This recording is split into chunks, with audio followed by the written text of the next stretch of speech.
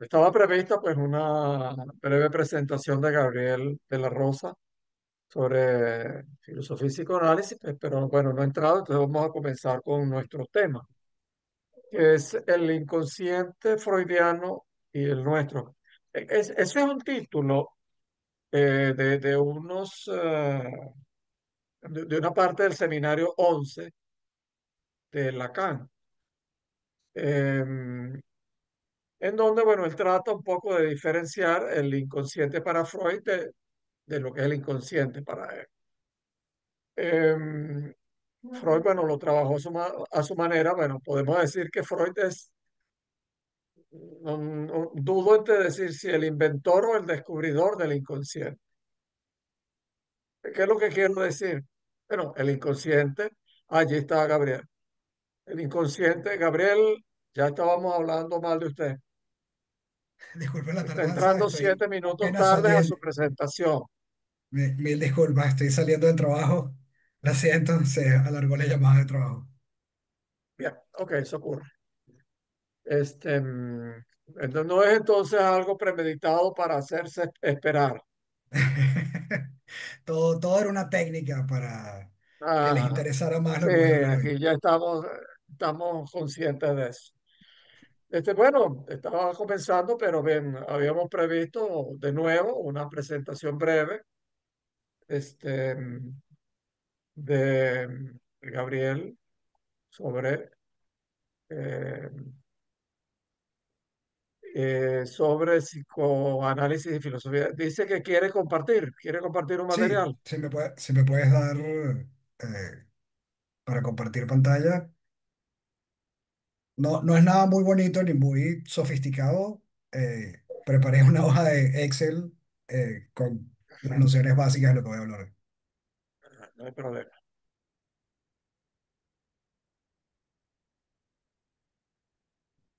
Bueno, ya puede compartir. Bien.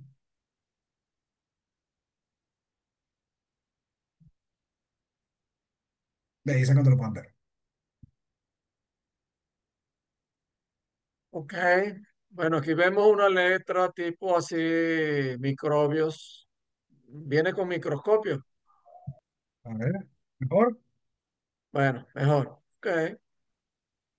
Para la próxima lo preparo de una manera más bonita, pero así era como, así lo estructuré porque me hacía más fácil explicarlo. Eh, Voy a separar la presentación en dos partes. La primera parte es un esquema en el que explicaré los fundamentos o digamos las influencias filosóficas más obvias en Lacan.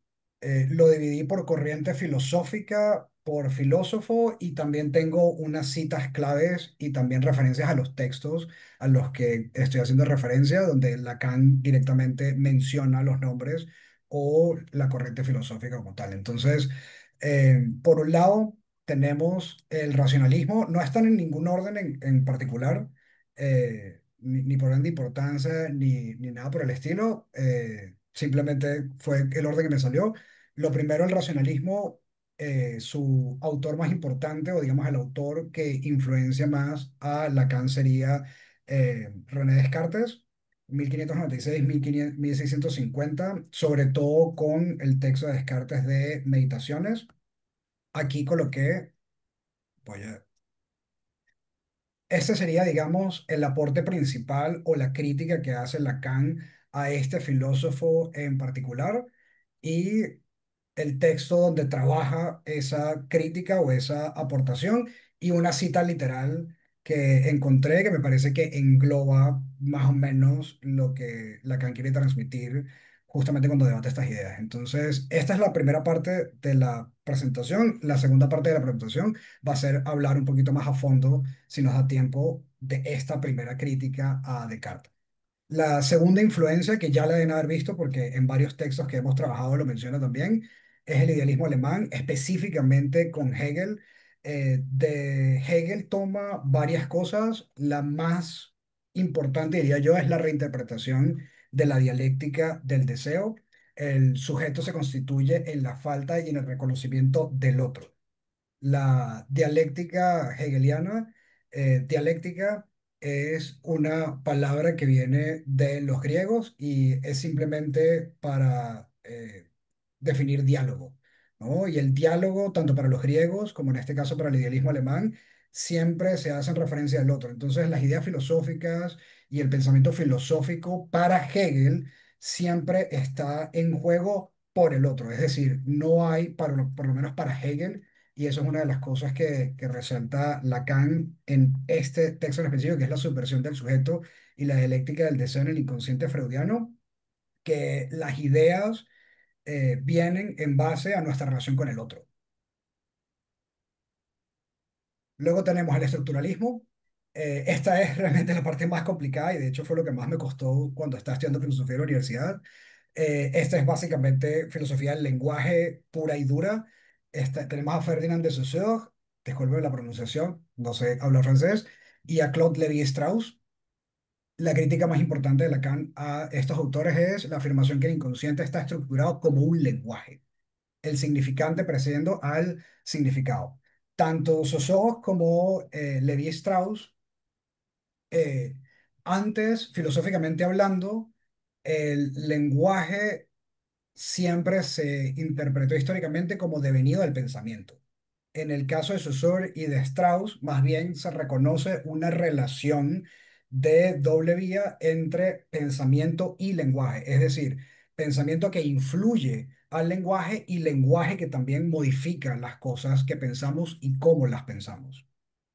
Luego, uno de mis filósofos favoritos, Merleau-Ponty, con fenomenología de la percepción. Los textos de Merleau-Ponty son increíbles, se los recomiendo a todo el mundo. Es un filósofo que lamentablemente no se conoce mucho porque viene justo antes de grandes celebridades de la filosofía francesa, como lo es Albert Camus y Jean-Paul Sartre, que ambos, por cierto, se ganaron el Nobel de Literatura y lo dejaron a él un poquito en el olvido, pero sus textos no tienen pérdida y es justamente Lacan menciona a Merleau-Ponty cuando es la formulación de su noción del cuerpo.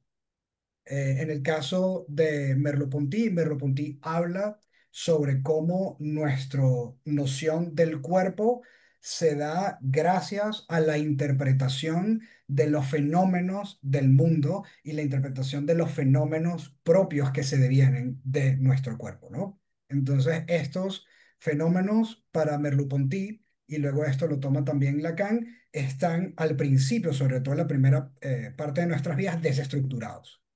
Es decir, tenemos sensaciones, por un lado, empezamos a agarrar nociones de la sensación de nuestra mano, de nuestra piel, de las cosas que comemos, y luego a medida que nosotros nos vamos identificando como un todo en el espejo, es que empieza a crearse esta noción del yo. El texto de Lacan, donde menciona Merleau-Ponty, es el estadio del espejo como formador de la función del yo. Luego, ontología y metafísica, esta también súper, súper dura. Ya en varios textos en Lacan que hemos trabajado en clase han visto referencias sobre todo a Heidegger. Los coloco juntos, aunque no deberían estarlo. Por un lado debería tratarse ontología y por el otro lado debería tratarse metafísica. Hago un pequeño inciso muy, muy breve para hacer la distinción, sobre todo porque estos son términos que suelen estar, en el caso de ontología, mucha gente no lo conoce, en el caso de metafísica lamentablemente por la autoayuda está bastante mal interpretado. Eh, Ontología es el estudio del ser en la filosofía. Entonces, de hecho, la ontología es, digamos, la filosofía originaria para los griegos que fundamenta la ciencia, que fundamenta la forma como nosotros conocemos, que fundamenta incluso los principios de la psicología, etcétera, etcétera, etcétera. Y metafísica se llama metafísica no por nada místico, aunque mucha gente lo interpreta así. Metafísica fue el nombre que los historiadores posteriores a Aristóteles le dieron a una serie de textos que encontraron por casualidad en la biblioteca de uno de los alumnos de Aristóteles, cuando ese alumno se murió mucho tiempo después.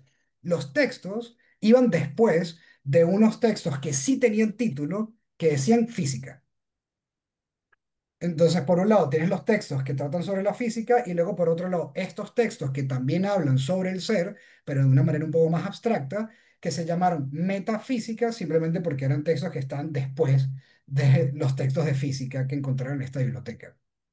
Entonces, ¿por qué lo menciono? Porque y de nuevo, esto es una noción bastante complicada, no me voy a extender en esta clase porque no vamos a tener tiempo, pero Heidegger y Kant desarrollan la noción de la cosa, que es das Ding, y también del ser ahí, que se llama das Sein. Estos dos conceptos es lo que, a mi parecer, y bueno, también en este texto que encontré, fundamentan o inspiran a Lacan en el concepto de lo real y, en este caso, desarrollan las cosas así como lo real que escapa al placer.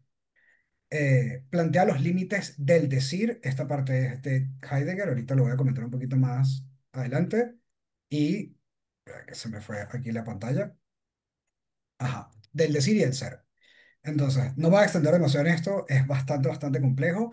Lo que sí pudiese mencionar y que me parece lo más importante, sobre todo la influencia específicamente de Heidegger y específicamente de estos conceptos sobre Lacan, es la mayor conclusión que tiene Heidegger, que es uno de los filósofos que más influencia el siglo pasado, es los límites del lenguaje con respecto a eh, Heidegger decía que nunca vamos a poder conectar de una manera, de la manera como nosotros esperamos en lo más profundo de nuestra intimidad, porque hay muchas cosas que sentimos y que pensamos que son inexpresables por el lenguaje.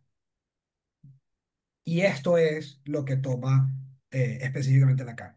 Luego, para terminar, tenemos lógica. Lógica es lo que se denomina en filosofía, filosofía de la matemática y del lenguaje. Cuando la matemática y el lenguaje se combinan, sale la lógica. Esto viene incluso de los tiempos de los griegos. Y por eso es que hay grandes matemáticos que también fueron filósofos, como en el caso de Gottlob Frege y Bertrand Russell. De la lógica están todo el tema de los matemas y de estos esquemas raros que tiene Lacan. Todos estos son esquemas derivados de lo que nosotros llamamos el lenguaje lógico formal. El lenguaje lógico formal fue un intento que viene desde los griegos de tratar de transformar el lenguaje hablado en una especie de formulación matemática para poder elevar ese lenguaje y poder alcanzar nociones como verdad o falsedad a través de un lenguaje que fuera mucho más fácil, por lo menos en este caso para ellos, de descifrar y de trabajar. Entonces, el aporte clave define el sujeto como efecto de la cadena significante, no como sustancia pensante. Y luego, por último, esto también lo toma de Martin Heidegger y es topología del lenguaje. Topología es topos en griego significa lugar y topología, de hecho, se ve en materias como geografía y demás porque es el estudio de los suelos. En el caso de Heidegger, Heidegger tiene un concepto filosófico que es la topología del lenguaje, del cual lo toma Lacan, y es justamente lo que estaba hablando anteriormente de los límites del lenguaje.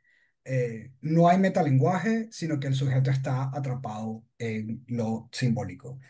Sé que condensé tal vez demasiadas cosas en una sola presentación. Siéntense libres de interrumpirme. Yo realmente a lo que más Ya, me iba a concentrar en esto era la parte del racionalismo, pero creo que ya se nos acabó el tiempo. sí, sí, ya. Era una presentación breve. Muy bien, pues da una panorámica, no era la idea, pues, el profundizar en ninguna. Puede poner otra vez Ah, sí, la gráfica esa en Excel.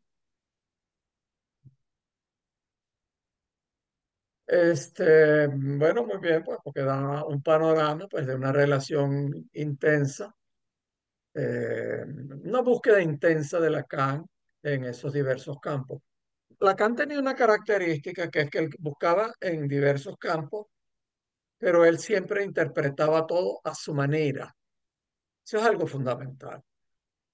Eh, A veces uno dice, bueno, Lacan realmente destituyó a absolutamente todos los pensadores importantes del mundo occidental, porque a todos los fue examinando desde una perspectiva que entonces, a ver, uno habla de Aristóteles, entonces dice, Aristóteles, Platón, o sea, algo perfecto. Pero entonces lo examina, pues, de una manera tal que los destituye de ese lugar de perfección.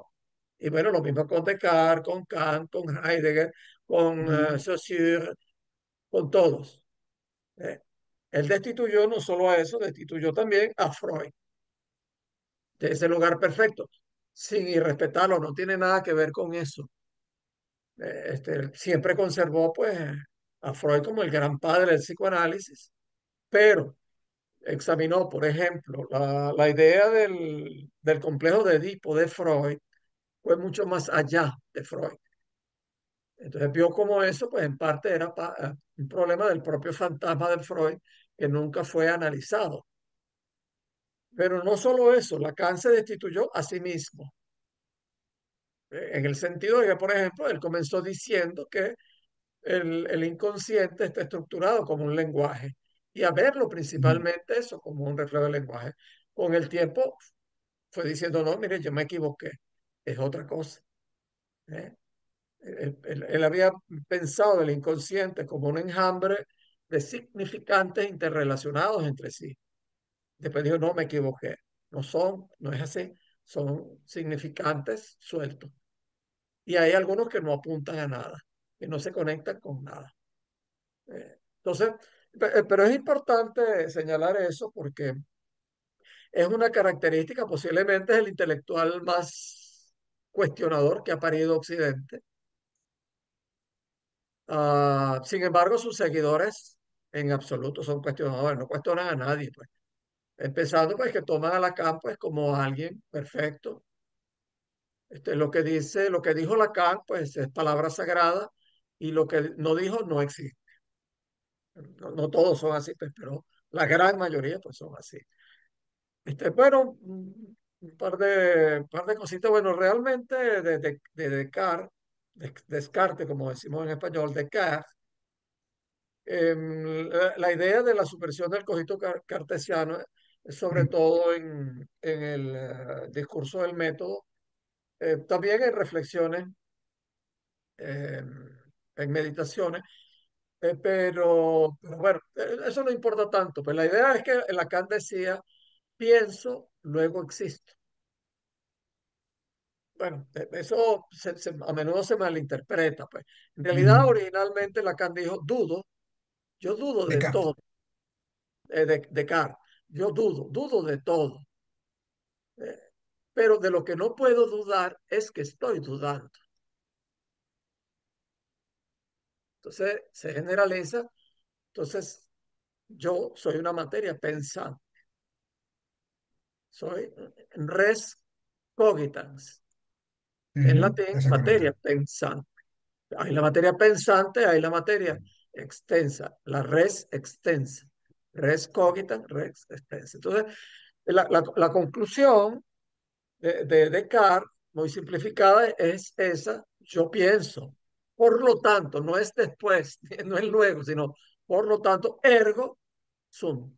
Yo pienso, por lo tanto, soy. Entonces, la elaboración que hace Lacan es magnífica, pues realmente, es que realmente lo que nosotros, lo que pensamos es el yo, un concepto que no tenía Descartes. Lo que piensa es el yo, pero el yo no es sino una especie de formación del inconsciente. Lo que Exactamente. realmente somos, si es que somos algo, lo que nos es más íntimo es una existencia. Realmente cuando pensamos no existimos. Entonces, donde no pienso soy y donde soy no pienso. Eso en algún momento dedicaremos una clase a hablar un poco más de esto. Algunos de los que colocó acá no eran obviamente filósofos, pero está bien que los haya colocado acá. Lévi-Strauss era sobre todo antropólogo y Saussure Mm, lingüista. Pero bueno, su trabajo fue tan profundo que no hay problema pues, en colocarlos allí. Ok, bueno, gracias, Gabriel. Vamos a quitarla ahora sí. listo.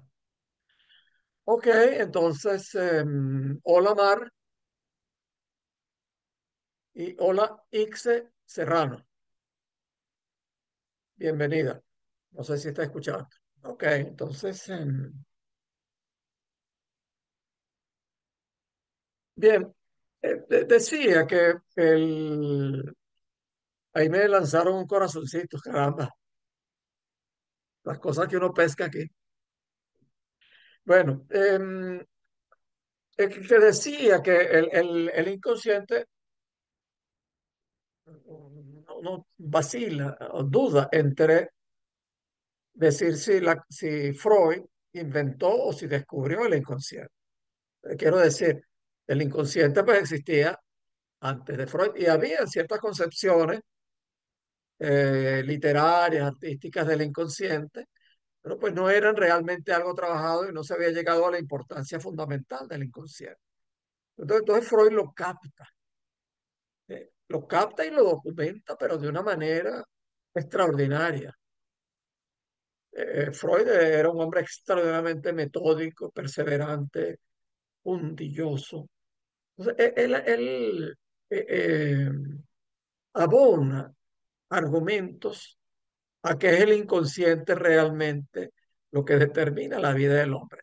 Y él dice allí, pues entonces que eh, habla de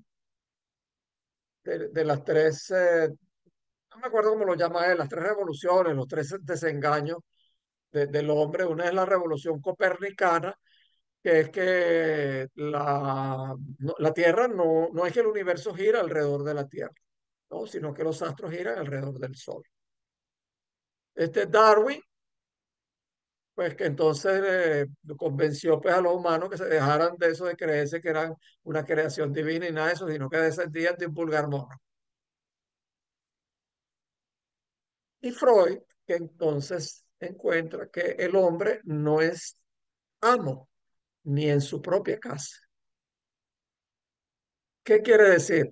Eso que estamos aquí ahorita, pensamos y pensamos que eso que piensa realmente es el dueño y lo que conduce nuestra vida.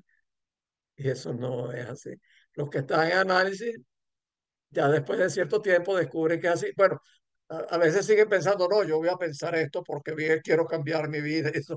Eso no va por ahí. ¿Ve? Entonces, dicho sea de paso, bueno, Freud nunca fue bien visto pues eh, por los círculos académicos y en particular por los filósofos, porque la filosofía se basa precisamente en una filosofía del yo. Es decir, es el yo el que hace filosofía. Entonces, bueno, eso no le puede gustar nada pues a- al, al egocentrismo pues de occidental. Bueno, entonces, bueno, siempre ha existido, pero entonces Freud documentó eso de una manera pero abundantísima, con sueños, con actos fallidos, con olvidos, con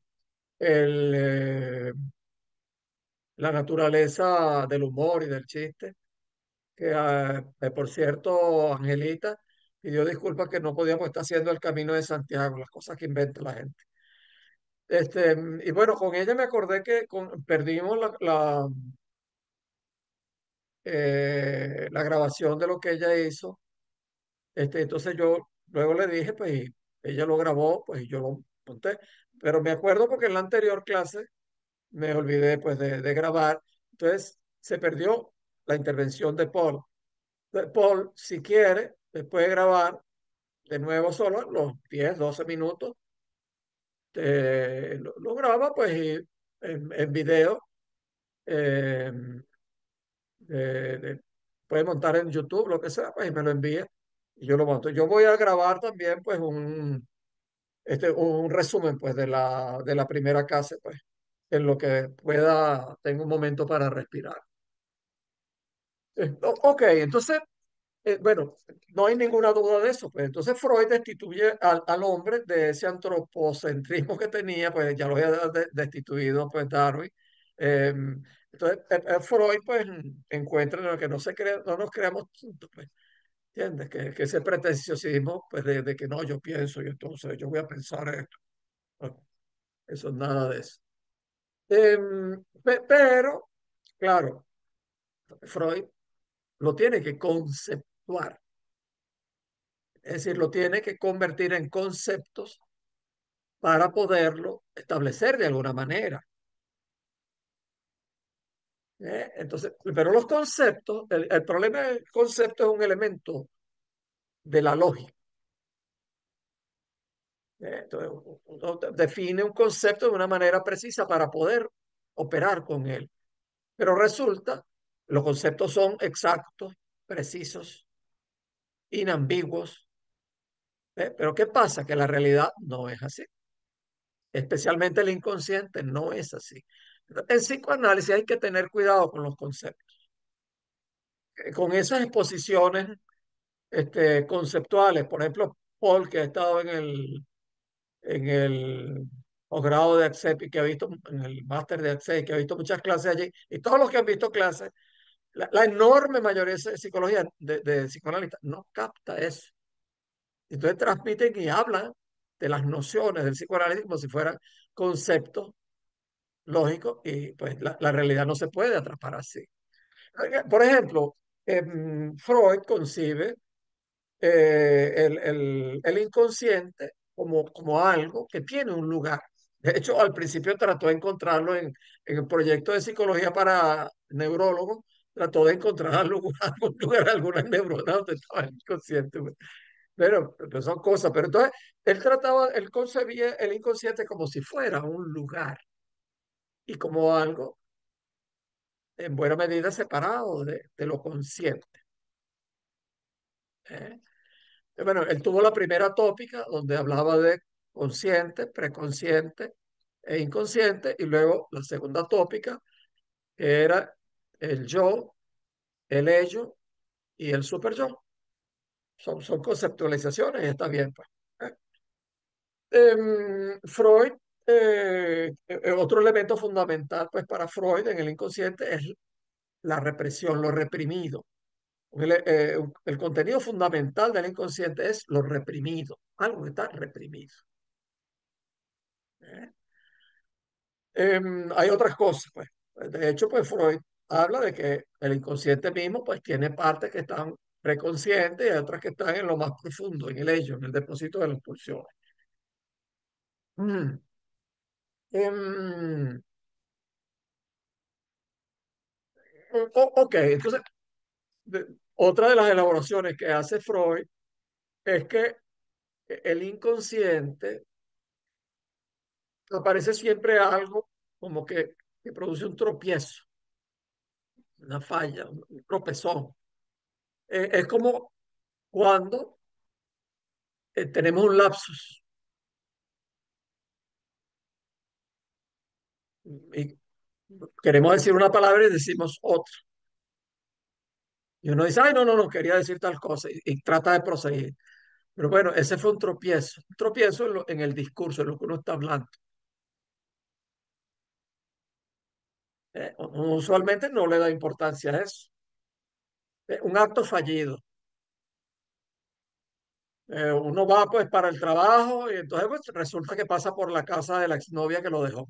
Entonces, eh, es un acto fallido, pues, le digo algo folclórico, pero ¿qué ocurre? Pues es un tropezón. Uno llevaba la vía del trabajo y se fue por otro lado. Es algo que hace ruido en el transcurso, en una línea que va. Ok. Am, Vamos a ver por acá.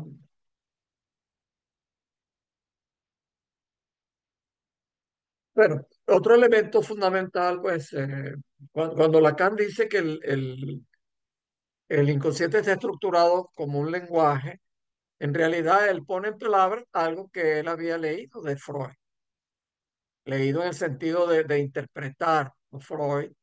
Y Freud, pues, antes de que naciera realmente la lingüística, Freud descubre muchas cosas de la lingüística. Un tipo extraordinario, pues, este Freud. Entonces, bueno, Lacan por muchos años pues elaboró pues mucho al respecto. El lenguaje es algo que está antes de nosotros.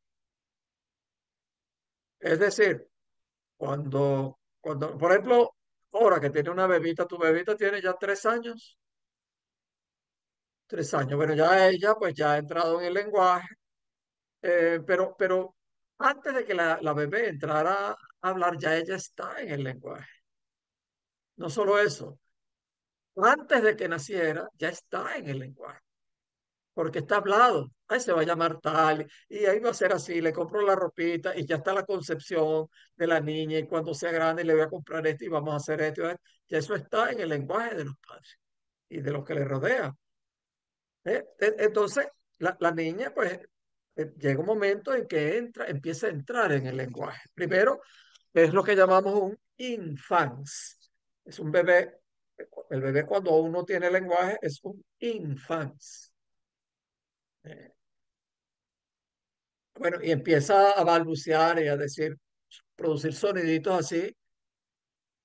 Es un elemento muy importante de algo que estudiaremos más adelante que llaman, Lacan llamó la langue. En francés, la lengua pegada, la lengua. Algunos lo traducen, yo prefiero dejarlo así, la langue. Que es un elemento fundamental porque mientras el bebé produce esos sonidos, el bebé experimenta algo. Sí, experimenta un goce. Y escucha el lenguaje de todo, pero en particular de la madre. Y es un lenguaje que no entiende, pero que goza, que el bebé experimenta. Eso conforma lo que Lacan llamó la langue, que son sonidos todavía no significativos, que no tienen significado, pero que están vinculados a un goce, a algo que se experimenta en el cuerpo. Todo goce posterior del humano se monta sobre ese goce inaugural, sobre la langue. Y esos sonidos se instalan en los significantes fundamentales que nosotros tenemos.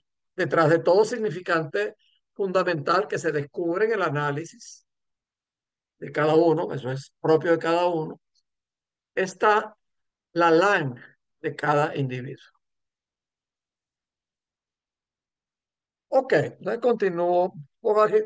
Estoy hablando pues, de una manera eh, suelta, según mi estilo, de un poco el inconsciente. Este estilo mío no es meramente un gusto, es como yo creo que se debe enseñar el psicoanálisis. Enseñar el psicoanálisis de una manera muy estructurada. Vamos con el tema uno y ahora el tema 2, como hacen en Excel, que separan introducción al psicoanálisis, entonces clase de Freud, clase de Lacan. Esa es una estupidez completa.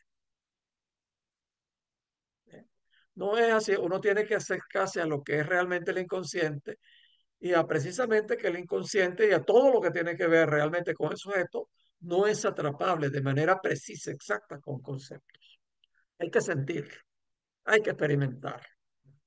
En el sábado pasado yo di una conferencia, presentación. Yo creo que aquí nadie estaba allí. Ah, no, Paul estaba, aunque escuchó todas las presentaciones menos la mía. Ya me lo dijo, ¿no? Este, mm, yo le hacía una observación a una otra persona que presentó, una joven de Francia, pues una brillante chica. Bueno, chica con relación a mí, pues, que ya pues 80% de la humanidad pues son chicos con relación a mí. Em, yo no he levantado la mano, ¿cómo es posible? Alguien me levantó la mano por mí.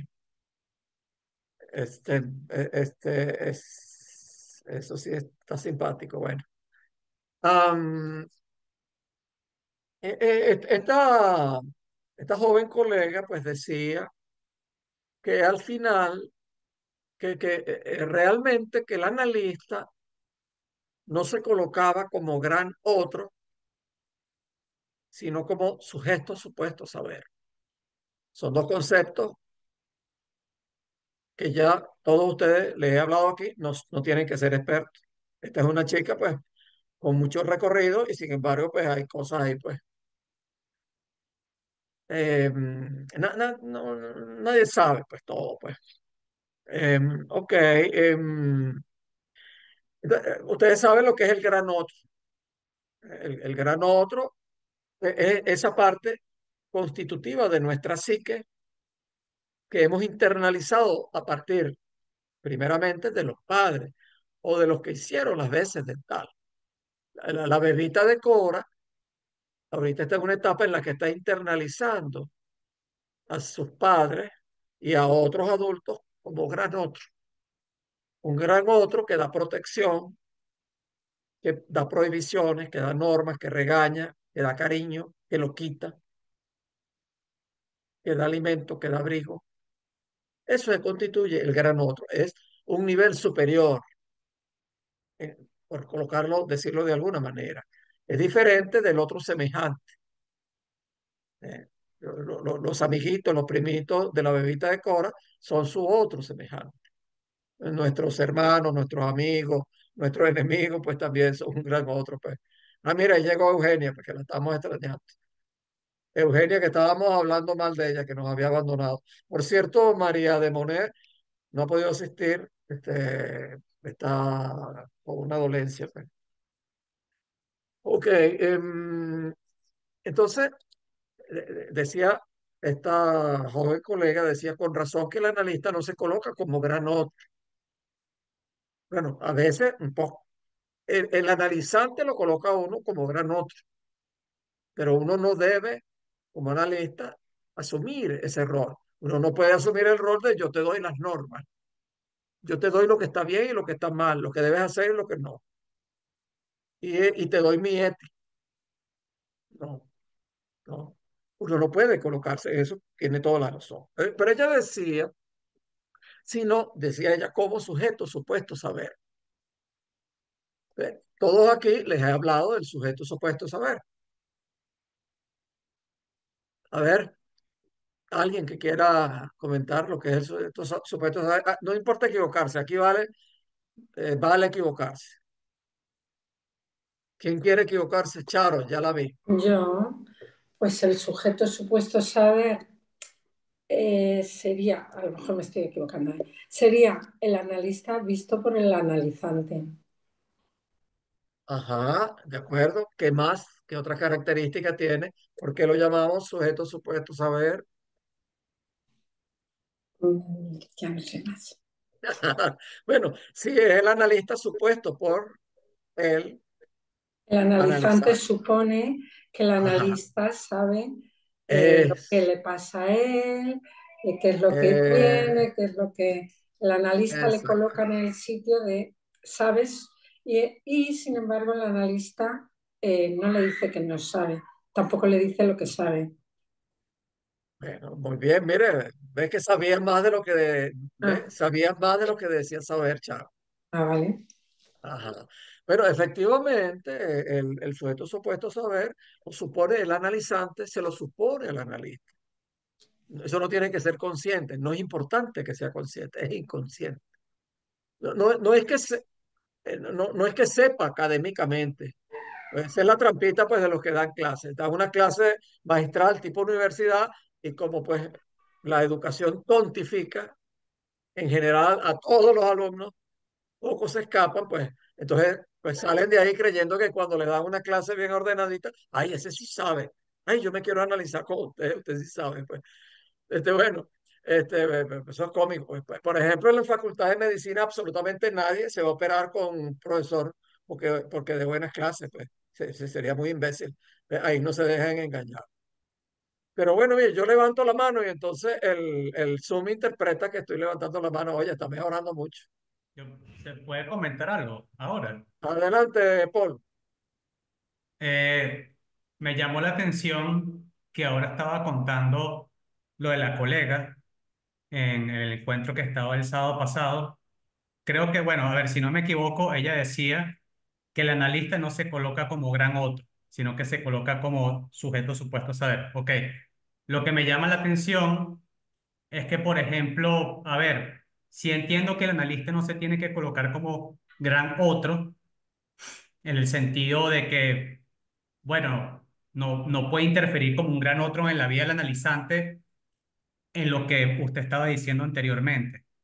Pero, por ejemplo, en un análisis, tomando el ejemplo, no sé, voy a tomar el ejemplo.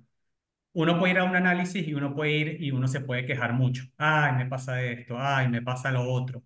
Uno va con quejas, uno va con dolencias que realmente, ¿sabe? Como que el analista pudiese alimentar eso. Entonces, en esa relación, el analista estaría puesto como un gran otro, pero en un sentido más estructural. O sea, porque, por ejemplo, no sé, un análisis, si el analista empieza como a frustrar esa demanda, hay algo que sucede también dentro del analizante. Entonces, aunque no esté colocado como gran otro, en un momento el analista está introducido como en la economía, en la economía psíquica del analizante también. O sea, en la misma estructura, pues, del analizante. No sé si se me capta. No, sí, es que eso es correcto. Es que el analizante coloca al analista como gran otro. Es necesario que sea así. Eso Sí, va evolucionando en el transcurso del análisis, pero de y entrada es necesario que sea así. Un segundito, ya le voy a dar chance. Lo que es importante es que el analista no se crea el gran otro, que no se coloque como gran otro. No, no le va a decir, no, no, mire, no crea que yo soy una autoridad. Eso no tiene sentido, pues. Eso es estructural, es una buena palabra.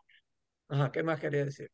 no, solo quería decir eso que, o sea, realmente un análisis no tendría, o sea, no sucedería si el analista no estuviese ubicado dentro del analizante, pues. O sea, no habrían Eso es así. realmente cambios, o sea, no sucederían cambios y no se pudiesen hacer cambios. Al menos yo los he presenciado, pues, pero es que no, simplemente no sucedería, pues. Claro. Bueno, hay que pensar que la transferencia, el vínculo entre el analizante y el analista se da por rasgos, características que usualmente no son conscientes. Yo recuerdo que en Pereira, cuando yo viví 2 años en Pereira, recuerdo que una vez pues, alguien me buscó como analista y un tiempo después me dijo que un abuelo se llamaba Pedro Pablo, un abuelo pues, que quería mucho. Bueno, entonces había un vínculo afectivo, pues, allí de entrada y otros, y otros. Bueno, además, pues, las personas que me ven, bueno, yo este es un señor mayor, entonces los viejos tenemos entonces cara de sabio. Pero además, pues, oye, se ve que es un señor que es responsable, que es serio, que es cumplido. Entonces, bueno, da ciertas características de alguien que se puede confiar. No parece un vagabundo, no parece un timador, parece un alguien honesto. Supongamos, bueno, a lo mejor son características que yo me estoy poniendo, pues y hay gente que no me ve así, pues no se sabe, pues. Pero bueno, volvamos entonces al punto este del sujeto supuesto saber. Yo le digo a esta joven, yo le hice críticas a todos de una manera cortés. Es algo que me ha enseñado la vida. Les digo primero algo bueno, pues, y después pues, hago alguna crítica y la digo de manera suavizada, pues. Yo puedo ser terrible, pues, en las críticas y puedo ir muy al hueso, pues, pero trato de no hacerlo porque, o sea, ¿para qué? Pues? Pero yo le digo a ella que, en realidad, que el analista no se puede colocar como sujeto supuesto saber, sino como objeto causa del deseo. Fíjese que es una sutileza. Como dijo Charo, es el analizante quien coloca al analista como sujeto supuesto saber.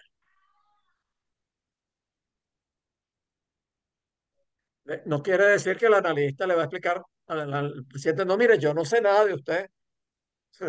Se va pues rápido. Bueno, pero uno sí sabe, obviamente que uno sabe, pero no en el sentido en que lo piensa el analizante. Pero el punto fundamental es que el analista no se crea el sujeto supuesto saber.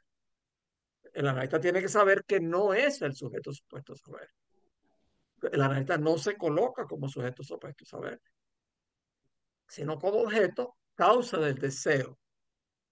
Los semblantes del objeto causa del deseo. Bueno, a ver, ¿quién quiere pues recordar un poco aquí con derecho a equivocarse? ¿Qué es lo que es eso de hacer semblante del objeto causa del deseo? A ver, ¿quién quiere equivocarse? Berenice, equivócate, Berenice. Me gusta más tu nombre de Berenice, porque es que Saret no lo conozco, ¿vale? El semblante causa de deseo. O sea, yo lo entiendo eh, como una réplica, por decirlo así, como algo que se parece a aquello que nosotros andamos buscando o como a ese imago y que lo colocamos, por ejemplo, en algunas ocasiones al analista.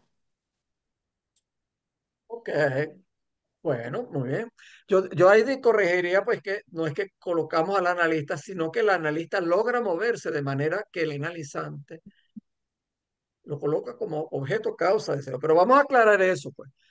No, no es que el analizante desee al analista o al cuerpo del analista o a tener un juju con el analista. Eso puede ocurrir, pues, No, en fin. La transferencia tiene una componente de saber, una componente de saber y tiene una componente erótica, que a Lacan se le pasó eso, pues finalmente, no, no, que es puro, puro saber, no, no, hay una componente erótica que puede ser atracción o rechazo, ¿eh? Puede causar desagrado, oye, el analista hiede, o ese perfume que utiliza no me gusta, o además es tan estirado, no sé, pues lo que sea, pues. O sea, hay algo, pues que la voz, la presencia, la mirada, el timbre, pues, causa, que ocasiona. Eh, Eso no es el elemento fundamental del análisis, pero no hay análisis sin eso, incluso cuando es solamente a distancia.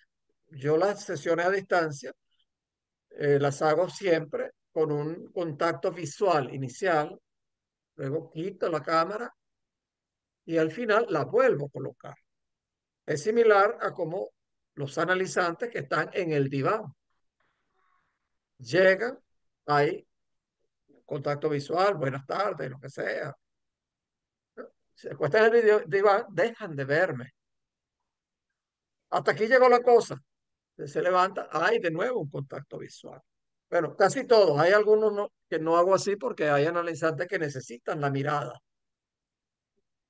pacientes que necesitan la mirada. Bueno, entonces, el punto es, gracias, Saret, voy a ver si me acostumbro a llamarte Saret.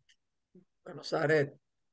Em, el punto es que en el análisis, el analizante desee analizar, bueno, y que en su vida, pues, logre que el deseo inconsciente salga a flote. Pero, ¿qué es desear analizar? Desear analizar los sueños, desear pensar. Es decir, que el analista logre moverse de tal manera que el analizante desea analizar, se pregunte, se haga preguntas, se mueva algo dentro. Es decir, que el analista logra hacer algo, a veces nada, que logra que el analizante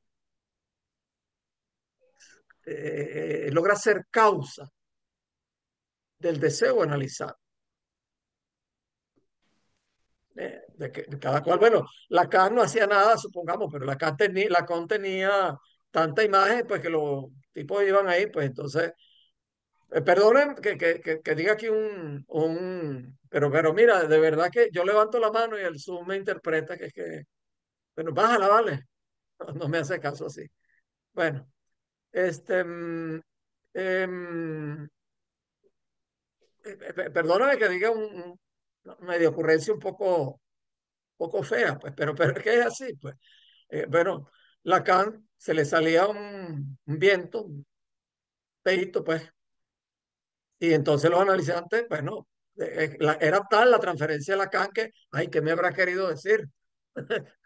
Entonces, simplemente que era un cochino, que se le escapó algo ahí, pues no pidió disculpas, qué sé yo. Pero entonces el semblante de Lacan era tanto, pues que producía esas cosas. Entonces, bueno, hay otros que en menor medida, pues entonces dan clases muy bonitas y entonces hay analizantes ingenuos, pues personas ingenuas que se dejan impresionar por eso y entonces creen que, pues, que allí hay algo y no, en eso ahí no hay nada. Pero bueno, vuelvo al cuento este de esta colega, yo le explico eso, pues. Se lo digo de manera gentil, mira, uno no se coloca, el analista no se coloca como sujeto supuesto saber, obviamente no como gran otro tampoco, ¿no? Con las observaciones que hizo Paul, sino entonces, como semblante del objeto causa de deseo. Entonces ella estuvo de acuerdo y me dijo, ah, gracias, sí, verdad que yo lo iba a corregir, se me pasó y tal cosa, qué sé yo. En fin, una colega, otra colega de más recorrido, interviene después y dice que es cierto, pero que de todas maneras el ser sujeto supuesto saber que es muy importante, que Lacan entonces en el seminario tal, en la clase tal, y en la tercera, en tal conferencia dijo tal, y que lo dijo de una manera, bueno, y lo decía, y entonces parecía casi tener una experiencia mística diciendo aquella estupidez. Entonces, a ver, ¿por qué hablaba yo de eso, no? Eso que decía, pero claro, eso se los acabo yo de decir, ¿ve? Uno tiene que estar consciente de que de que el paciente, de que el analizante, lo coloca a uno como sujeto supuesto saber, pero uno no opera desde allí. Uno no opera desde allí, pero está consciente de eso. ¿Eh? Uno no va a desengañar eso, sino nada más porque es importante para la transferencia. Con el tiempo, pues las cosas irán cambiando. ¿Eh? Bueno, pero yo no necesito ir a Lacan a Lacan a estudiar 27 seminarios pues, para entender esa estupidez. Pero por qué comentaba yo eso? Ah, bueno, eso lo comentaba a raíz de un poco a raíz de lo que yo le decía, que Lacan pues, es posiblemente el intelectual más cuestionador que ha parido la humanidad. Pero la gran mayoría de sus seguidores, pues, ni pendientes, pues entonces toman a Lacan como, pues, eso, si lo dijo Lacan es palabra sagrada, y si no lo dijo, oye, ¿cómo es eso? Entonces, vas a esperar a leer a Lacan para, para entender esa estupidez. Entonces, bueno, pero eso es una corriente muy fuerte en psicoanálisis, es una de las grandes desviaciones del psicoanálisis, es lo que yo llamo el psicoanálisis bibliográfico o psicoanálisis referencial, para no llamarlo psicoanálisis libresco.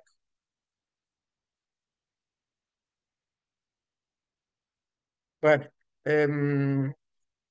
ok. Bueno, ahora el Zoom me está diciendo que ha detectado que ya he hablado, que puede bajarme. Yo no sé, voy a ver después cómo es eso, porque es un poco un fastidio eso de estar hablando. No sé cómo se activó. Pone una manito así que empieza a titinear. Entonces, si yo levanto la mano, entonces pone la manito amarilla. Bueno, en fin. Em,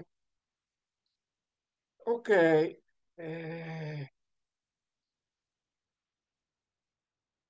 Bueno, les decía entonces eso, pues que el niño, el bebé, pues ya está en el lenguaje desde mucho antes de empezar a hablar. Pero fíjense en esto, cuando me perdona con el ejemplo de su bebita, pues, que me pareció tan linda y encantadora, pues. Pero cuando la bebita ya aprendió a decir mamá y papá y otras cosas, pues, seguro, pues. Pero capten esto que es una sutileza fundamental y no hay que ir a leer 47 este, seminarios de Lacan pues, para entender eso. Que cosa que no saben los que dan, la mayoría de los que dan clases de eso dan unas clases pero buenísimas, perfectas, y no entienden realmente eso. Cuando el bebé dice mamá, Puede ser otra palabra, pero agarremos esta que es una palabra fundamental. Dice mamá. Entonces, mamá pasa a representar, la palabra mamá pasa a representar a mamá. Pero mamá es muchísimo más que la palabra mamá. Entonces, automáticamente con la palabra mamá nace lo que no está en la palabra mamá. Eso está en el inconsciente. Sobre todo que de repente mamá me regaña, me dice algo, y entonces me da rabia a mamá, pero entonces no, lo mando para el inconsciente porque no puedo pensar mal de mamá. ¿Eh? Entonces ahí está lo reprimido. Entrar en el lenguaje automáticamente crea el inconsciente. ¿Eh? El lenguaje e inconsciente van al unísono. No, no solo eso, sino que a diferencia de lo que pensaba Freud, el inconsciente, y esto sí es ya el inconsciente lacaniano, em, eh, eh, el inconsciente no solo es que está escondido por allá, no. Cuando hablamos, el inconsciente está allí. Todo lo que hablamos, por mucho que tratemos de controlarlo y de decir exactamente lo que quiero decir, así digamos eso, a medida que hablamos, el inconsciente está allí en lo que hablamos.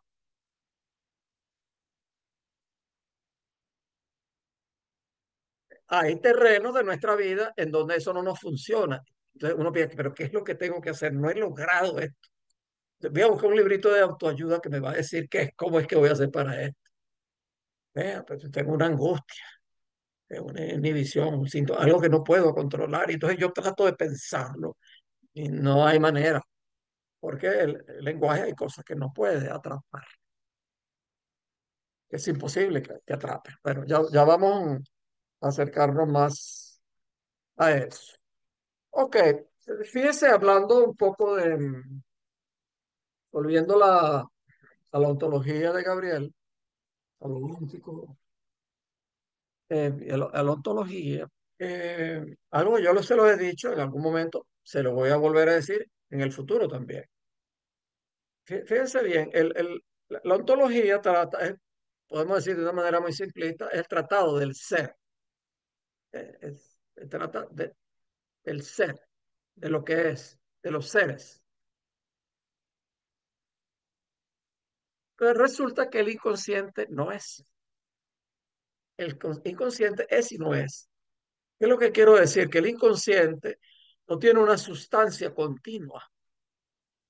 El inconsciente se abre y se cierra, aparece y desaparece, es sinuoso, está y no está, no tiene un ser, pues no es ontológico. ¿Se capta eso? Eso es fundamental. Ya me levantó la mano otra vez. Ahorita me va a decir, bueno, ya creo que habló, entonces vamos a darle la mano. Bueno, bájala, dale. Entonces, eso es fundamental entender eso. El inconsciente es, otra manera de decirlo, es como palpitante, abre y se cierra, pero está allí siempre.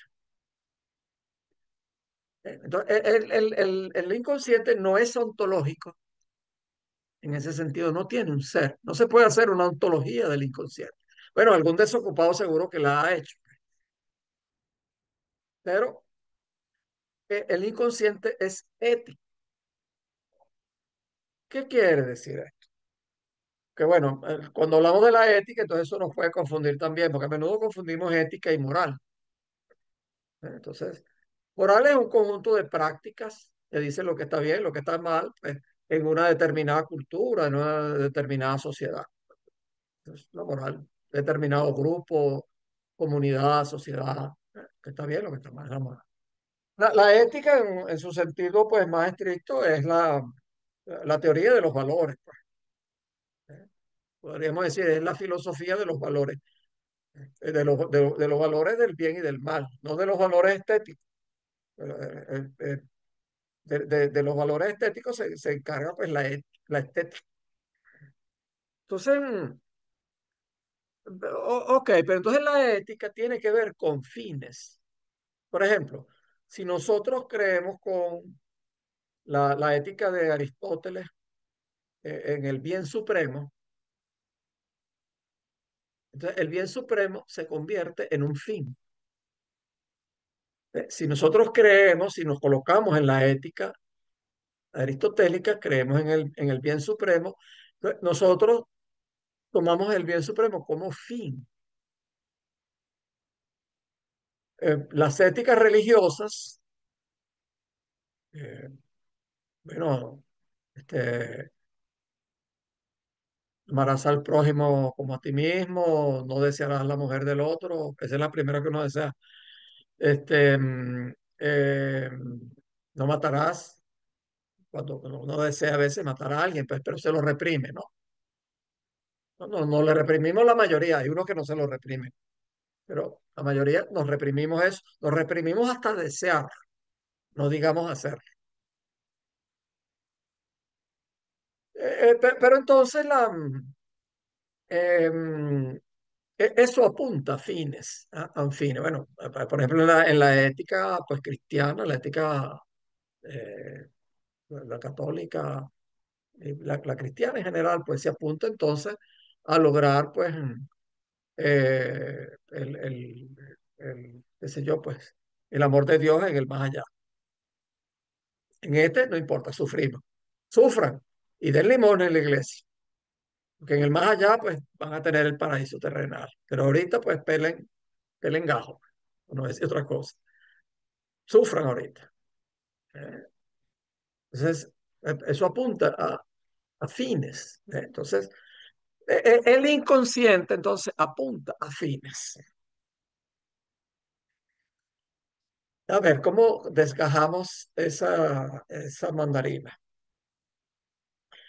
Em, hay lo que llamamos el deseo inconsciente. ¿Eh? Se percibe en eso que es como pulsante, que es el inconsciente, uno puede captar significantes. Eso que aparecen en sueños, que aparecen en lapsus, en actos fallidos. Me detuve porque es que me acordé pues, de un significante fantástico, de una sesión reciente.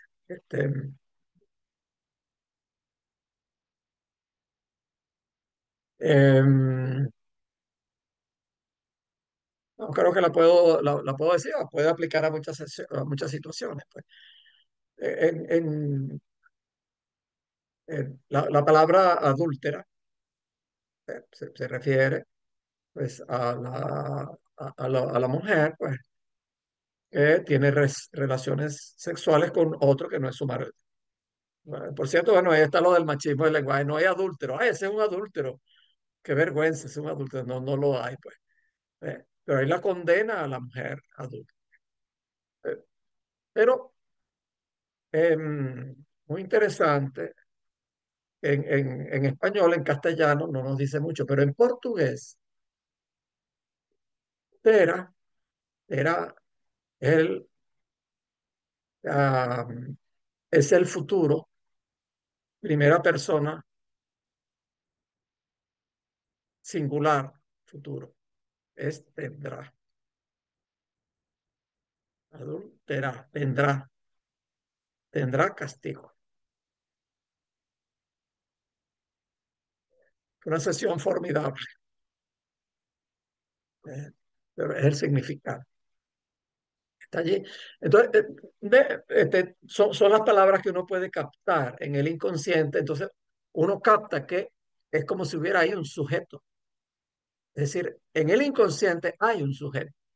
Aunque uno puede hacer ontología de ese sujeto, pero ahí está. El inconsciente no es que hoy apunte una cosa y mañana otra y que el inconsciente está loco.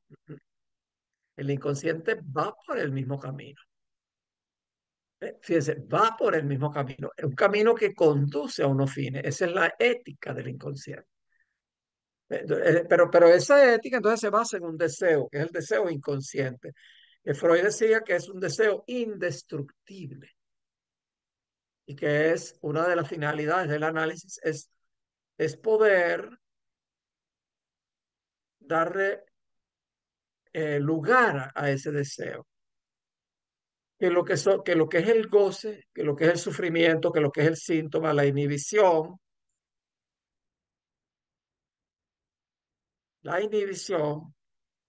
cedan lugar al deseo inconsciente, que está sumamente o tapado o bloqueado o desviado por el deseo del otro, por las pulsiones, por los síntomas, por las inhibiciones, por el goce. Entonces, el deseo apunta, el deseo inconsciente apunta a algún lado. El deseo inconsciente es lo que llamamos metonímico. ¿Alguien sabe lo que es metonímico? A ver, Paul, metonímico, Sí, que se desliza. que se deslice. Metonimia es que pasa, por ejemplo, de causa a efecto de todo a la parte. ¿Eh? Tomar, por ejemplo, eh, la vela por el barco por la mar, etcétera. La metáfora es la sustitución de un significante por otro. Entonces, el deseo se desliza, ¿ve? Se desliza, pasa de uno a otra cosa, pero no es que pasa pues de una a la contraria, pues. Entonces, eso tiene un camino. Entonces, el deseo apunta, tiene unos fines. Entonces, por eso hablamos de que el inconsciente tiene una ética. Bueno, voy a hablar hasta las 9.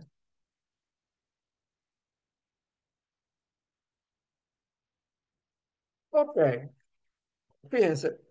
Entonces, algunas de esas cosas eran freudianas, otras pues ya son más lacanianas. Otra anécdota, anecdotario. Usted sabe que Lacan en 1963 tuvo unos rollos enormes con la IPA, con la International Psychoanalytic Association, que es, bueno, toda una organización militar, religiosa, es un negocio, pues, de psicoanalistas, de lo que llamamos los post-freudianos, y que, bueno, es una cuestión muy reglada, ¿no? Muy reglamentada. Eh, por ejemplo, las sesiones son 45 minutos, punto. 45, 50, 40, no, 45. Al llegar, se acabó. Entonces, la CAE empezó a cuestionar eso y muchas otras cosas, pues. Este, él decía, pero eso no puede ser, pues, la sesión se acaba cuando se acaba, pues. Y lo que está en análisis, pueden haber experimentado eso, pues. Si uno basta 45 minutos, se dispersa, pues. Se dispersa y pierde, realmente sigue dando vuelta y vuelta, pero a los analistas de la IPO le conviene, porque entonces, bueno, un analizante después está 40, 50 años de análisis. Y siempre con la promesa, no, tú vas a ser analista mañana, tú vas a ser analista, ser analista. Eso y otras cosas, bueno, como eso. Entonces, él trató, bueno, él trató mucho de, de ser aceptado, de que no fuera pues tan problemática la cosa, pero en el 53 él se separa de la Sociedad Psicoanalítica de París, que era la representante de la IPA, de la organización que creó Freud en Francia, y forma la Sociedad Francesa de Psicoanálisis, la SPF. Que entonces, bueno, acogía a Lacan y a otros, pero que también, pues, buscaban que la IPA los reconociera, pues, porque la IPA, pues, era todopoderosa, pues, salirse de la IPA, pues, nos daba nervios, pues.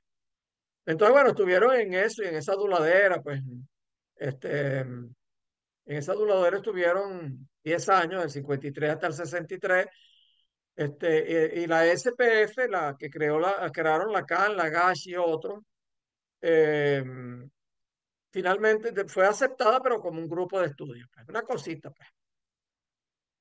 Entonces, en el 63, les dijeron finalmente, bueno, mire, lo aceptamos, pero Lacan no puede ser didacta.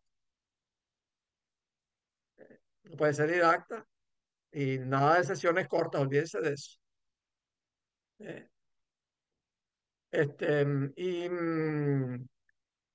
Entonces, bueno, Lacan por fin, de 10 años, yo no aguanto 10 años, yo aguanté unos añitos por ahí, pues, este, por cierto, ya yo no soy miembro del Foro de Barcelona, soy miembro del Foro Gallego de Psicoanálisis, el Foro Galego de Psicoanálisis. Y como hablo portugués, me puedo entender con los gallegos, porque los gallegos dicen que el portugués es un gallego mal hablado. Pero bueno, lo cierto es que se entiende. Entonces, pero bueno, la cansa, por fin se cansa. Yo no habría aguantado tanto. La cansa aguantó hasta el 63. Digo, no, no, me voy. Entonces, en el 64 él crea su escuela. Y él dice, me excomulgaron. Porque la IPA dice, le dice a la SPF, bueno, si los aceptamos a condición de que las buenas prácticas sean separadas de las malas. Nunca mencionaron a Lacan, pero pues, eso quería decir Lacan. Entonces Lacan dice, me excomulgaron. ¿Ve? Con lo cual se comparó nada menos que a Spinoza, que fue alguien que le faltó a Gabriel ahí. Bueno, no tenía que meter a todos, pues, pero se lo comento pues, porque es muy importante. Spinoza, precisamente porque para Spinoza el deseo es la fuerza humana fundamental. ¿Eh? Yo sé que más tarde va a salir a buscar, porque lo conozco, entonces va a salir a buscar a ver qué fue lo que dijo Spinoza sobre el deseo. Bueno, efectivamente, con eso se comparó nada más y a nada menos con Spinoza, que era un gigante. Lacan, pues, no era muy modesto, que digamos. Fue Lacan el que dijo que me excomulgaron. Pero entonces ahora todos los lacanianos, bueno, no todos, casi todos dicen, cuando excomulgaron a Lacan no lo excomulgaron. Fue un invento de Lacan que dijo me excomulgaron. Y bueno, no, le gusta llamarlo así. Recuerden que la excomunión ustedes conocen, todos aquí son cristianos, ya los veo que rezan todos los domingos. Entonces saben que la excomunión implica, cuando se excomulga a alguien, implica que ningún creyente puede hablar, ni saludar, ni tocar a esa persona excomulgada. Eso es lo que es una excomunión. Ok, bueno, en fin, eso es hablando mal de los lacanianos. Em, Voy a detenerme en unos 12 minutos, pues, para conversar un poco.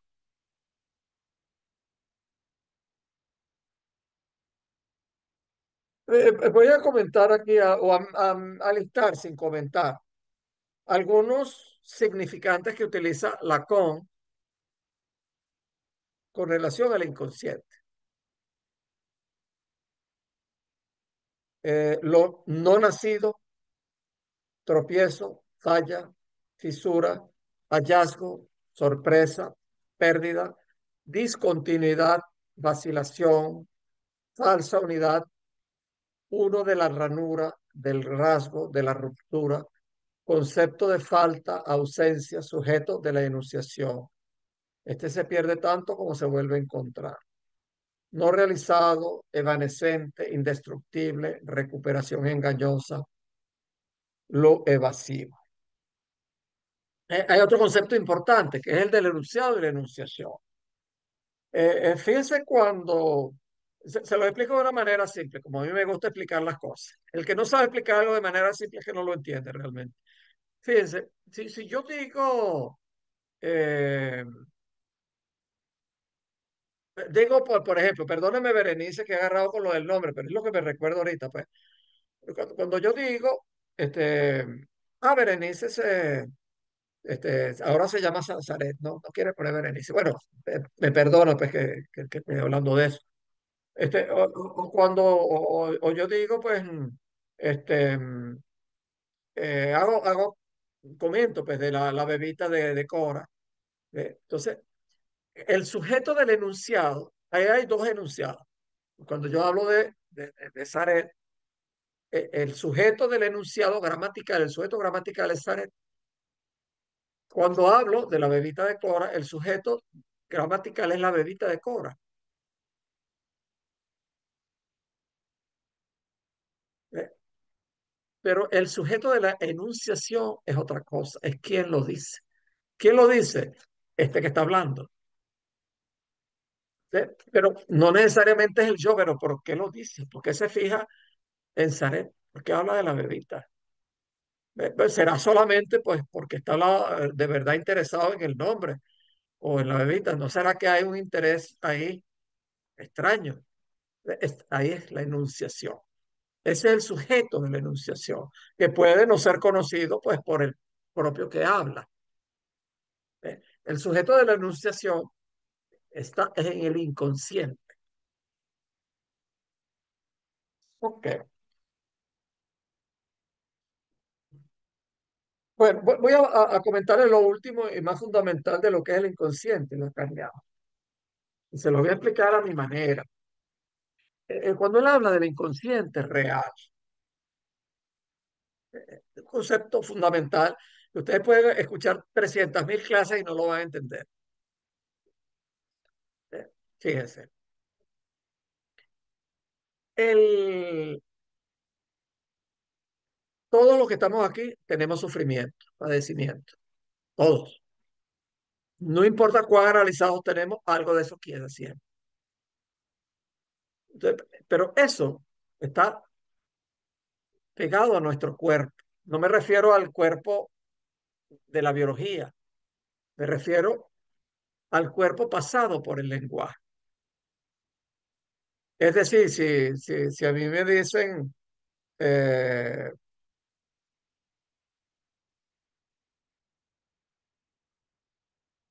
no sé, pues, utilizo un venezolanismo, pues un venezolanismo. Un segundito que te voy a ver si me recuerdo. Ajá, este, si me dicen deseo no empreña, eso lo entienden Paul y Gabriel, posiblemente otros latinoamericanos, ay, Cora, pues, porque es una manera de hablar en Venezuela y en otros países, pues, pero no es tan común.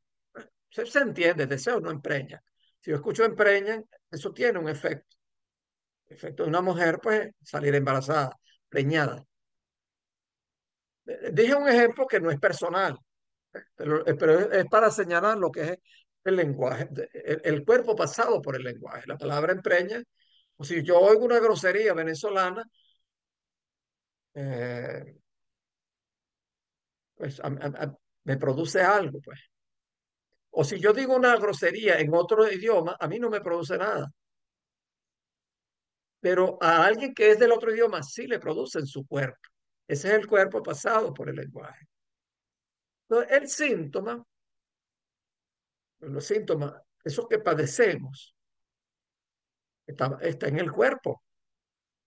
Nosotros podemos hablar de eso y todo, pero es el cuerpo el que lo siente, el padecimiento, el dolor, la emoción, el terror, la angustia, la sentimos en el cuerpo. ¿Me siguen hasta ahí, no? Bueno, entonces, algo de eso, en el análisis, algo de eso se puede tumbar, vamos a decir así, se puede pasar al lenguaje. Es la parte que llamamos, lo que Lacan llamó el síntoma metáfora. Es una parte que tiene sentido y que en el análisis se puede tumbar eso y aliviar, causar gran alivio. Y uno puede seguir y seguir y seguir. Pero hay un núcleo que uno no puede quitar. Eh, a ver, las malas palabras pues son excelentes para eso, pues, pero no se me ocurren muchas, pero a ver,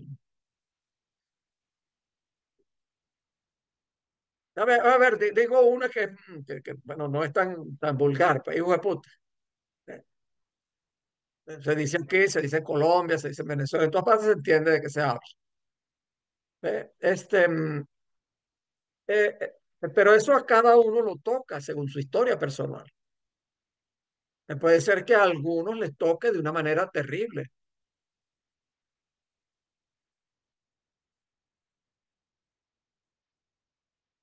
Ajá, me recordé un ejemplo mucho mejor, que tiene que ver con la palabra puta, que de nuevo se refiere a la mujer. Siempre va dirigida a la mujer. Puto no hay ningún insulto, que alguien lo llame puto, ay, yo sí soy puto.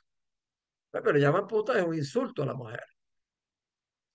Bueno, es muy común, pues, puta para acá, puta para allá.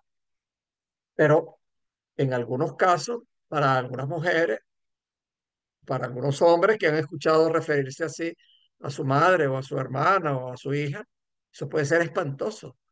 En el análisis se puede aliviar una parte de eso, pero hay una parte que no obedece al sentido, no tiene sentido. Es algo que se quedó pegado como una emoción fundamental, como algo que está pegado ahí al cuerpo. Eso es lo que Lacan llamó el síntoma real o lo real del goce. Es otra manera de decir. Pero eso es lo que Lacan llamó lo real. Y es algo que ya que no se puede poner en palabras. No hay manera. Uno lo puede explicar, pero no es que realmente está poniendo esa emoción, la logra pasar a palabras. Si la lograra pasar a palabras, se aliviaría. No la logra pasar a palabras. Entonces, eso está pegado en el cuerpo.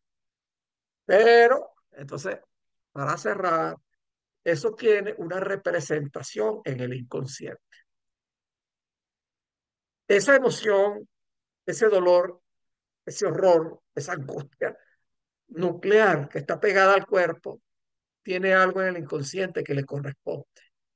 Es el inconsciente real.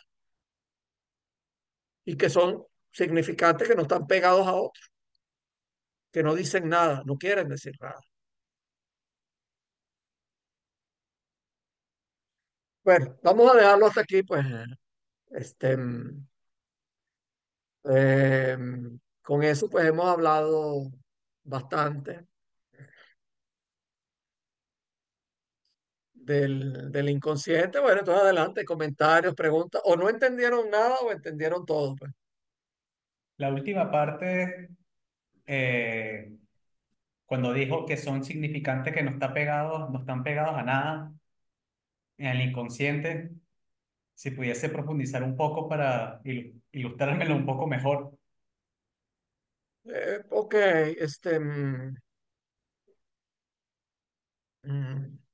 déjame ver si creo que aquí puede ayudar un ejemplo. Déjame ver si me recuerdo un ejemplo.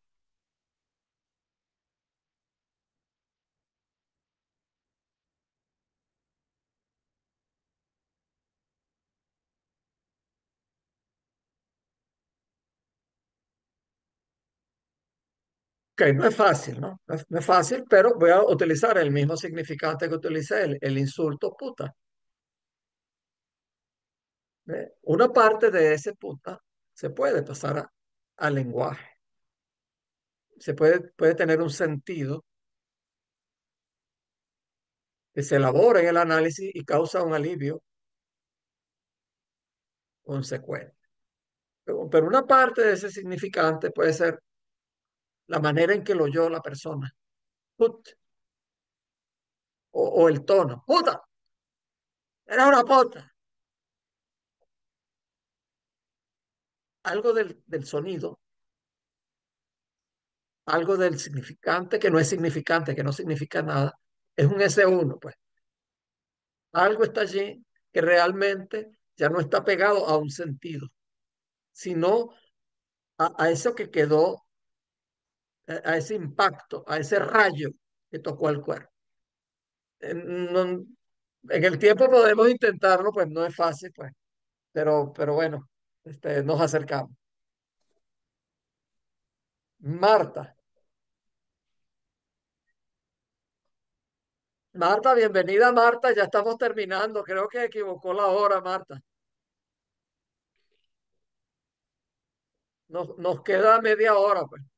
Tiene el micrófono silenciado, Marta.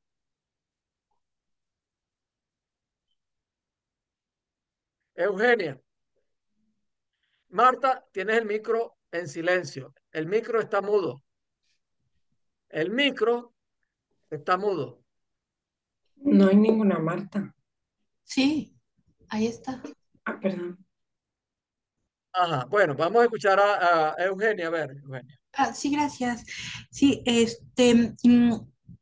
este significante que ya no tiene significado y que está solito, podría ser como el rasgo unario. El rasgo unario no es un concepto distinto. fíjate, lo del rasgo unario viene de, eh, a ver, em, en algunos restos antropológicos, nos recordamos allí de Saussure. Ajá, en algunos, se ven en algunos árboles en piedra una rayita, una rayita.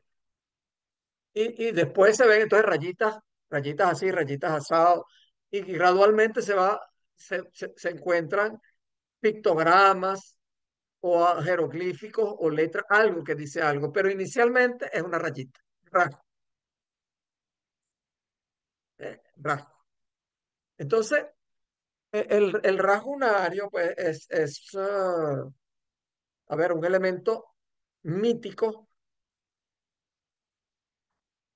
de decir que, que para entrar en el lenguaje tenemos a un primer rasgo, hay un primer significante que se inscribe en el sujeto, en el cuerpo.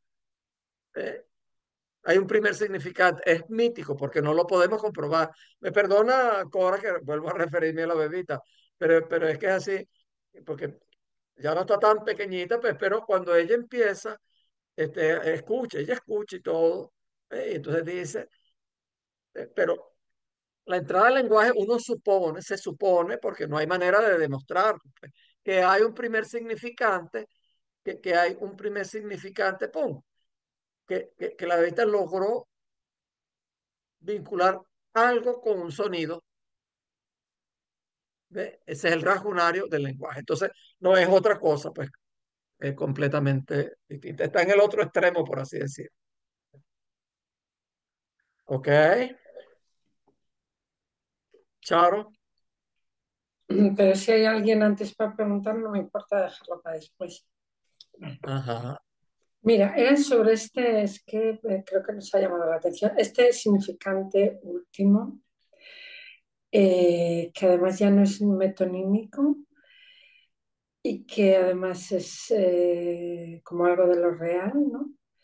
Y entonces es como, es lo que se busca en un análisis, o sea, ir desnudando de significantes, ir pasando de significante en significante, un poco como para buscar este significante último, que a lo mejor nunca se llega, ¿no? O se llega. Esta es mi pregunta, en un análisis. Ok. Fíjate, voy a dar un ejemplo de mi propio análisis. Yo usualmente, pues no lo doy, pero bueno, lo he expuesto públicamente, está escrito, entonces no hay nada este, extraordinario, pues allí. Eh,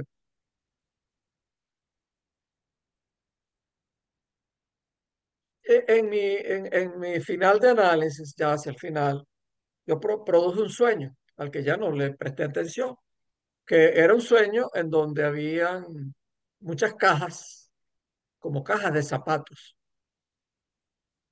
ordenadas como se ordenan en los depósitos de la zapatería, unas al lado de otras y unas encima de otras. Y cada caja tenía una palabra escrita en la cara que se veía en la caja. Decía Emeradas. La misma palabra, todas. La misma. Todas decían Emeradas, Emeradas, Emeradas, Emeradas, Emeradas, Emeradas, Emeradas. Y yo no le presté mucha atención. Solamente comenté en mi testimonio de pase, que lo hice en 2013, creo. Comenté que la palabra me recordaba a miradas. Miradas, miradas. Hay una cierta cercanía homofónica entre miradas y emeradas. Para mí, la mirada había tenido un peso enorme toda la vida. ¿Eh? Y ese pudo ser como el significante último. No, todavía no, todavía no, todavía no. Pero fue un significante, algo construido por el inconsciente, que hasta ahí no era significante. porque simplemente estaba escrito. Después yo lo elaboro un poco y el cartel del pase hizo una interpretación magnífica. Pero bueno, yo entre todas esas cosas les abrevio, pues. Pues entonces de ahí saqué miradas, y me noté que allí estaban otras cosas, como eh, cierta referencia a mis padres. Pero había algo fundamental que no estaba allí, que es que, fíjense que Emeradas, M es la letra M, ¿no? Entonces podemos escribir eso como M espacio Aradas. M espacio Aradas. ¿Me siguen, no? Entonces, en miradas, lo que falta en esa palabra es la letra I. Y esa I tiene que ver con ilegítimo,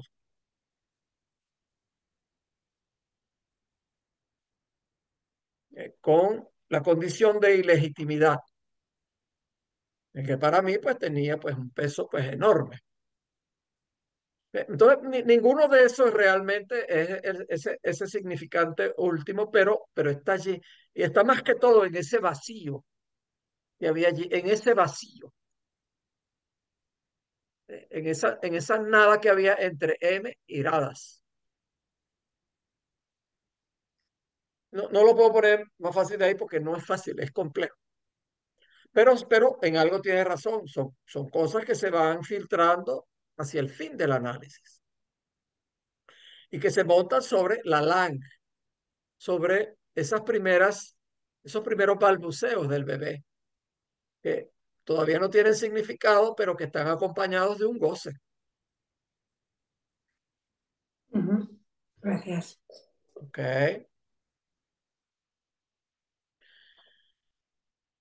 ¿Ok? Bueno, ¿algún otro comentario, pregunta? Bueno, vayan pensando, se los vuelvo a decir, un posible tema para una presentación breve, de algo que quieran hablar. Si no se les ocurre nada, pues yo les puedo sugerir algo, incluso les puedo buscar un artículo o dos artículos para que simplemente lo lean o lo resuman, lo que quieran, pues, pero me gustaría, pues, no es obligatorio, pero me gustaría pues, que todos lo hicieran, pues, una breve intervención, pues, simplemente, pues, nada misterioso, pues, simplemente de hablar, pues, de contribuir, porque es una contribución, ¿eh? Hay que entenderlo eso, que no es para lucirse, sino que es una contribución también para con el curso. El atreverse, el pasar el miedo, o el contribuir con algo, el atreverse a equivocarse, es contribuir pues, con eso. Este, ok. Charo no sabe pulsar el botón de la manito levantada. Me pasa como a ti que haces así y aparece la mano. Bueno, si nos, tengo otra pregunta, porque al oírte hablar del deseo inconsciente y del inconsciente, o lo he interpretado yo como un objetivo y me preguntaba si el deseo del inconsciente es único y luego lo que traducimos a goce o lo que conseguimos son deseos parciales. Pero mi pregunta es, ¿hay un único deseo inconsciente como un objetivo del inconsciente a realizarse ese deseo, pero luego lo que tenemos son cosas parciales o ya son parciales los deseos del inconsciente? No sé. A ver, hablamos usualmente de el deseo del inconsciente, pero no es algo que se pueda apresar, pero sí es muy claro que se ve que hay una fuerza inconsciente, una fuerza interna. Esa fuerza se materializa en esos deseos puntuales que tenemos. Ahora, hay que tener cuidado también porque hay aquella frase de el deseo es el deseo del otro. Es decir, a menudo deseamos lo que los otros desean. ¿Eh? Entonces a veces el deseo inconsciente se ve perturbado por lo que el mercado dice, y entonces los zapatos que utiliza la vecina que a mí me gustan, o mira que compró este libro, o este está haciendo este curso, yo también quiero hacer este curso, o este se graduó de tal cosa, yo también me quiero graduar de eso. Pero detrás de eso hay un deseo inconsciente, hay otras cosas, pero en el análisis lo que se busca es precisamente apartar esas cosas, que el deseo del otro no influya tanto, que las pulsiones, porque las pulsiones pues son algo que nos empuja a cosas y que no es deseo. ¿Eh? Es de lo que nos habló Paul en la clase pasada. Hay pulsiones pues que a veces uno pues tiene el impulso de, de poner en peligro su vida, por ejemplo, de correr a alta velocidad y uno tiene una pulsión allí. Eso no es deseo, esa es pulsión. Entonces, el análisis sirve precisamente para trabajar esas cosas y separar deseo de pulsión y liberar al deseo del deseo del otro. Y que entonces se pueda manifestar. ¿En qué se manifiesta? En diversas cosas, pues. Bueno, sí, a veces se manifiesta en cuestiones triviales, como tener este móvil, ¿qué se llama esto? Sí, móvil, o tener esta camisa, o, bueno, tontería, pero que también tienen su importancia, pero a veces se convierte en cosas más profundas, pues. Ustedes me ven aquí, un señor mayor, me ven con la fuerza que me ven y los que más me conocen saben de lo que soy capaz. Y es algo que se manifiesta en mi clínica. La fuerza que yo tengo en la clínica para penetrar, para incidir, para meter los incisivos en el inconsciente, no es como. Hay un deseo muy grande detrás de eso. Y hay un deseo muy grande detrás de este curso y del seminario que inventé de la nada cuando me excomulgaron, pues, para copiar a Lacan. Cuando me excomulgaron a hacer la cosa, van a creer que yo me voy a quedar con esa. Entonces le salió el tiro por la culata. ¿Eh? Y así, pues, eh, o sea, es un deseo que está detrás. Y que se puso, no es solamente aquí que me ha pasado, me pasó en Caracas, me pasó en Pereira, me pasó aquí. Estoy seguro pues que ahora en donde estoy pues no me va a pasar pues porque es gente que no tiene pues ese complejo de que si, bueno, nadie tiene un resentimiento pues muy grande pues ahí. Entonces, pero bueno, perdóname que me ponga por ejemplo, pero es que es muy claro pues, es muy claro. Hay un deseo enorme ahí, una cosa que se liberó que se liberó del peso del deseo del otro. Ya yo no busco, a mí no me importa, ni tengo el más mínimo deseo ni de doctorado, postdoctorado, ni estupideces de doctorado, ni de que si tener dinero. Yo he podido vivir para tener dinero, pues, y yo no vivo principalmente de psicoanálisis, pero eso no me llama la atención. A otros le puede llamar la atención, a mí no. Me llama la atención otra cosa, es otra cosa, pero un deseo poderoso, poderosísimo. No, le pasa a otros también, que realmente llegan a un final de análisis conclusivo, pues logran liberar esas fuerzas,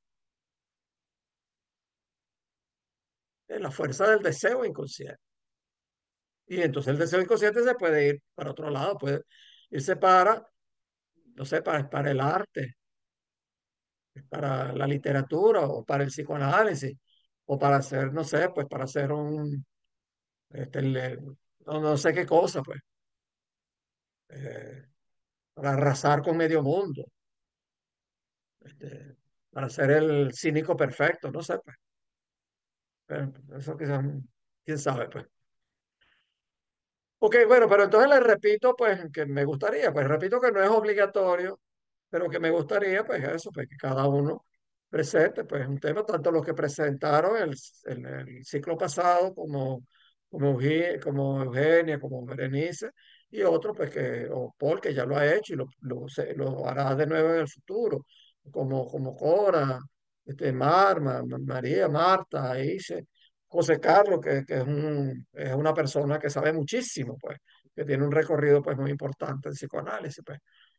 Entonces, vaya empezando. Hace tiempo, el Saret dijo, que ya no me acuerdo cuál fue el tema que dijo, no sé si está allí ahorita. Este, pero bueno, en fin, repito, me gustaría eso, que piensen en eso. Y si no, si no se les ocurre, yo les puedo ayudar, e incluso hasta les puedo dar un artículo para que simplemente un artículo sencillo o complicado, como lo quieran, o les doy varios, para que agarren uno pues, y digan algo. Pues. Repito, no es obligatorio, pero me gustaría que me complacieran en ese deseo. Mire que yo soy, yo hago semblante de objetos causa de deseo, así que no se van a escapar de eso. Bien, entonces, José Carlos, ¿quería decir algo? No, no, no. Igual puse la mano, pero no se me escapó, ¿eh? No, no. Está bien, bueno, me gustaría, José Carlos, eso, que piense en algún tema, algo que quieras hablar así en 10 minutos, pues también, una presentación breve, pues, e igual todo, pues, ¿ok? Bueno, entonces nos vemos, hoy es 16, nos vemos dentro de 3 semanas, ¿ok? Porque dentro de 2 semanas, recuerda, es y tercer jueves, primero y tercer jueves de cada mes. Ok, y ahí dijo, ¿quién fue? Zaret, que dijo, o Eugenia, que dijo que quería hablar sobre inhibición. A ver, aquí dijo, aquí está en el chat. Es Zaret, de inhibición, perfecto. De acuerdo, lo tomo en cuenta, Zaret. Si me lo escribes por WhatsApp, mejor, porque por acá me puedo olvidar, ¿ok? De acuerdo, por favor, me envías un correo, puede ser, o un WhatsApp. ¿Vas a Es- poner los vídeos de las clases como el año pasado? Dime. No, que si vas a colgar los vídeos de las clases como el año pasado. Sí, sí, es que el anterior fue que se me olvidó, pero yo voy a grabar pues una breve, pues igual, y así pues seguiré. Ok, sobre inhibición. Bueno, Zaret, escríbemelo por favor, mándame un correo, pues si no, son muchas cosas, ok. Eso pues me escriben en privado, pues me mandan un correíto, un WhatsApp, pues tienen toda la confianza pues de hacerlo. Bueno, hasta pronto. Pues cuídense mucho. Entonces nos vemos el 6 de noviembre, creo que. Saludos a tu bebita, Cora. Cariño. Me recuerda a mi nieto. Ya tengo 3 nietos. Ay, Chao. yo quiero Bueno, más. Vamos a ver si lo logramos. chao. Y otros que vienen en camino, Dios mediante. Qué belleza. Un abrazo. Chao. Gracias.